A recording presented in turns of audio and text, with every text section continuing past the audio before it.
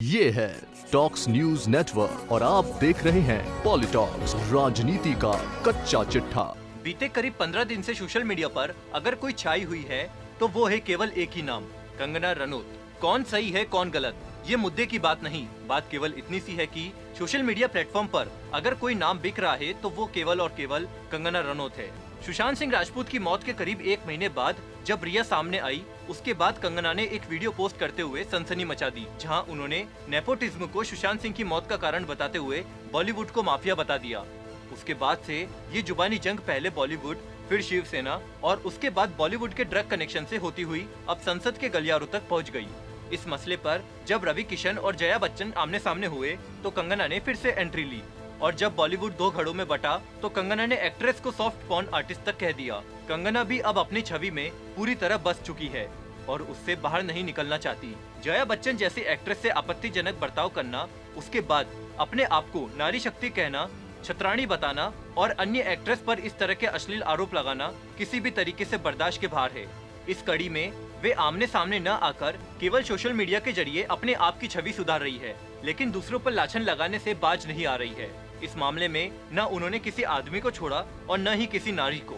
बॉलीवुड की senior artist Jaya Bachchan से जंग तो करीब करीब खत्म हो गई, लेकिन कंगना अब उर्मिला मातोंडकर से उलझ पड़ी। अब वे उर्मिला को खरी खरी सुनाने में लगी हुई है। हद तो तब हो गई जब कंगना ने उर्मिला को अपने टीवी इंटरव्यू में सॉफ्ट पॉर्न स्टार बता दिया। इससे पहले कंगना ने एक ट्वीट करते हुए अपने आप को छतरानी बताते हुए सिर न झुकाने की बात कही। कंगना ने लिखा, मैं एक छतरानी हूँ, सिर काट सकती हूँ लेकिन झुका नहीं सकती। राष्ट्र के सम्मान के लिए हमेशा आवाज बुलंद करती रहूंगी। मान सम्मान स्वाभिमान के साथ जी हूँ और गर्व से राष्ट्रवादी बनकर जीती रहूंगी। सिद्धांत के साथ नहीं कभी समझौता की हूँ, न कभी करूंगी। इसके बाद एक इंटरव्यू में कंगना ने एक्ट्रेस और पूर्व कांग्रेस नेता उर्मिला मातोंडकर को सॉफ्ट पॉर्न आर्टिस्ट कह दिया। दरअसल उर्मिला ने बॉलीवुड पर जया बच्चन का सपोर्ट किया। उर्मिला ने कहा, आखिर कंगना को इंडस्ट्री के सभी लोगों से क्या दिक्कत है? वैसे भी कंगना बॉलीवुड के ड्रग माफिया के लिए हमेशा विक्टिम चिल्ला रही है, तो क्यों नहीं सबके नाम लाती? अगर वे ऐसा करती है तो मैं उनके समर्थन में आकर खड़ी हो जाऊंगी। उर्मिला ने ये भी कहा कि मुझे जहां तक याद है, कंगना जी ने कहा था कि उनके पास बॉलीवुड के ड्रग माफिया को लेकर कुछ नाम हैं जो वे एनसीबी को देना चाहती है। उन्होंने मुंबई आने की वजह भी यही बताई थी।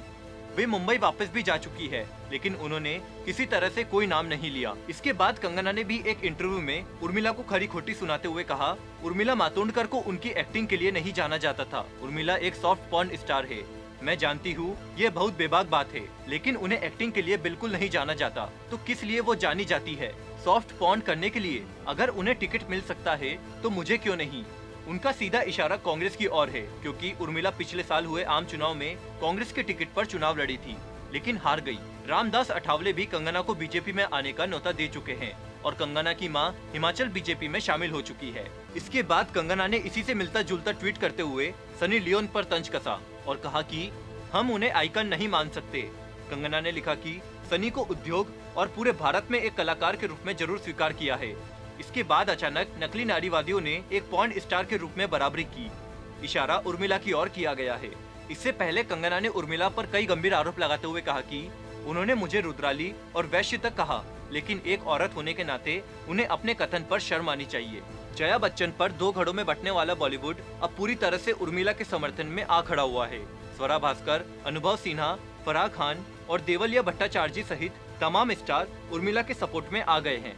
स्वरा भास्कर ने उर्मिला को लव यू कहते हुए कहा कि उर्मिला की फिल्म मासूम, चमत्कार, रंगीला, जुदाई, दौड़, सत्या, भूत, कौन, जंगल, प्यारे तूने क्या किया, तहजीब, पिंजरा, एक हसीना थी में आपके बेहतरीन परफॉर्मेंस याद है।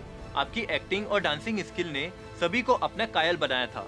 पॉलिटॉक्स ब्यूरो, मुंबई। ये है टॉक्स न्यूज नेटवर्क और आप देख रहे हैं पॉलिटॉक्स, राजनीति का कच्चा चिट्ठा।